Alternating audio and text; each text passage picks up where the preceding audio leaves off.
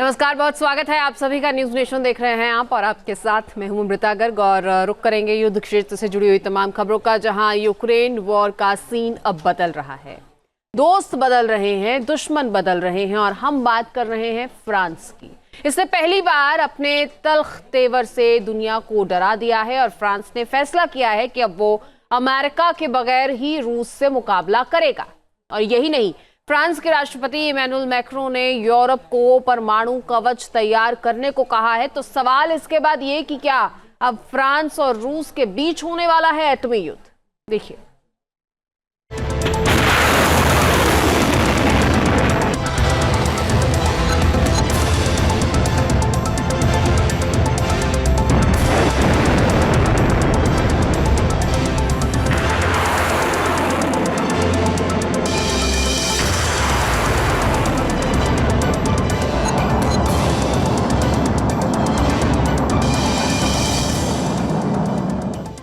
वो तबाही जो दुनिया ने पहली बार जापान में देखी थी।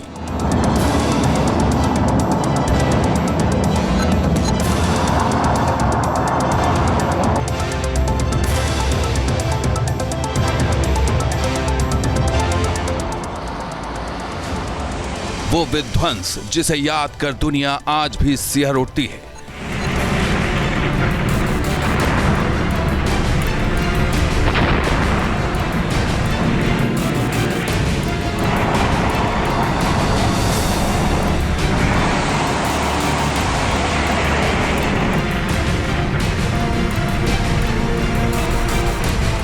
क्या दूसरे विश्व युद्ध वाली एटमी तबाही एक बार फिर होने वाली है?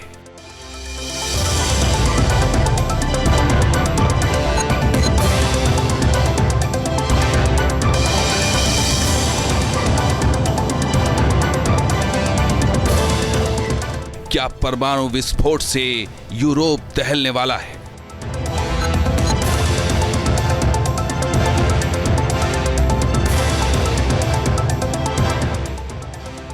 रूस से फ्रांस भिड़ेगा, एटमी युद्ध छिड़ेगा।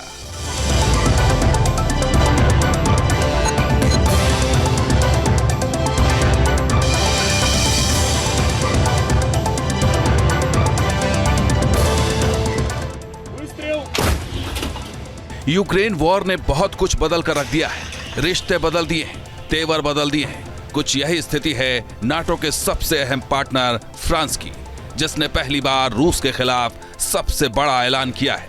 और यह ऐलान है रूस के खिलाफ एटमी तैयारी का।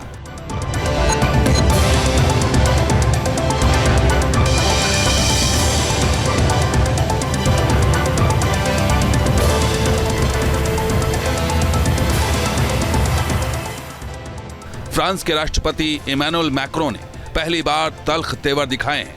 राष्ट्र के नाम 30 मिनट के संबोधन में उन्होंने कहा है कि अब यूरोप को अमेरिका के बगैर रूस से मुकाबला करने के लिए तैयार रहना होगा। इतना ही नहीं, मैक्रों ने कहा है कि वो अगले हफ्ते यूरोपियन आर्मी के प्रमुखों के साथ बैठक करेंगे।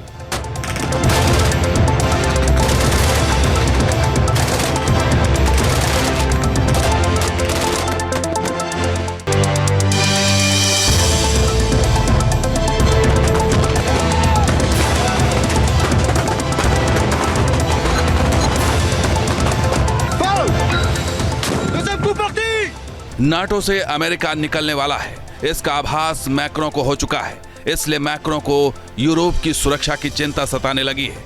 तो वहीं उन्होंने रूस को एटम बम वाली धमकी भी दे डाली है।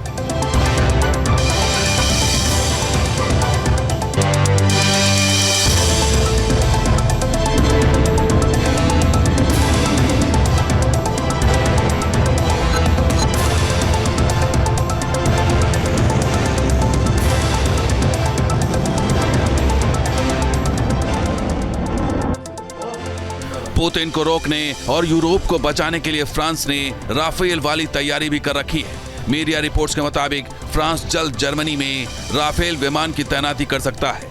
ये राफेल विमान न्यूक्लियर हथियारों से लैस होंगे।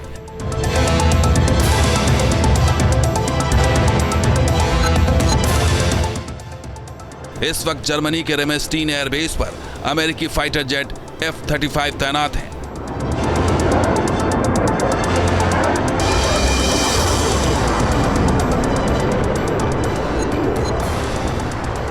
जाहिर अगर अमेरिका ने हाथ खींच लिए तो फिर उस परिस्थिति के लिए मैक्रो जर्मनी को तैयार कर रहे हैं ताकि F-35 का विकल्प राफेल बन सके।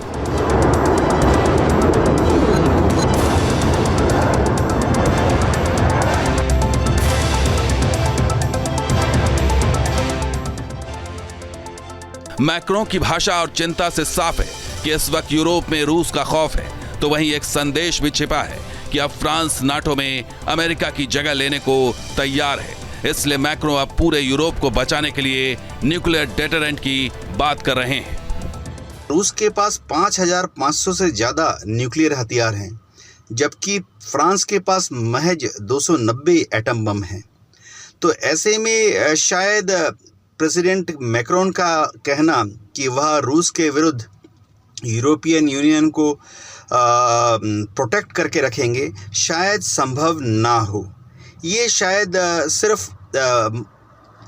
साइकोलॉजिकली यूरोपियन यूनियन देशों का मनोबल बढ़ाने के लिए दिया गया स्टेटमेंट है।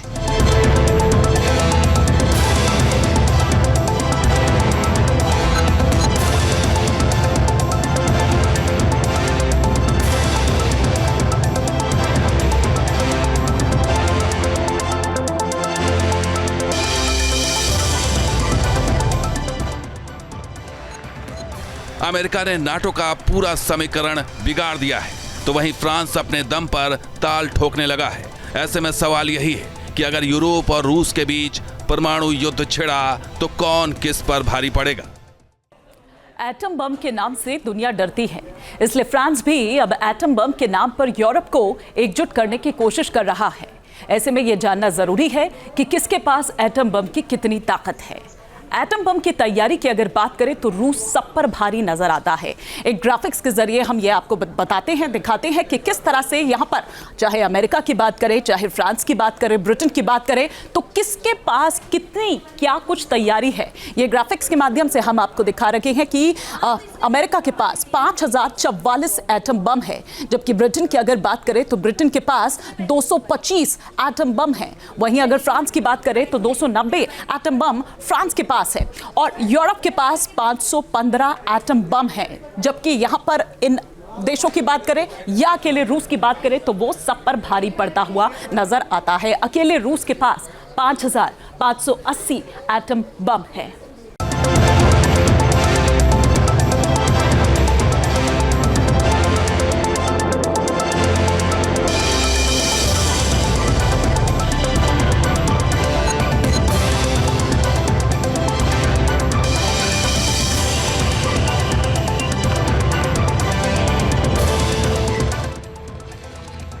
नाटो देशों को लेकर ट्रंप का स्टैंड संदिग्ध है और इसी ने यूरोप में खलबली मचा दी है। इतना ही नहीं, अमेरिका ने यूक्रेन को मिलने वाली इंटेलिजेंस इनपुट भी बंद कर दिए हैं। यही वजह है कि मैक्रों के माथे पर शिकन है और अब वो अमेरिका के बगैर यूरोप को बचाने की इस लड़ाई को फ्रंट से लीड करने की तैयारी में दिख रहे हैं।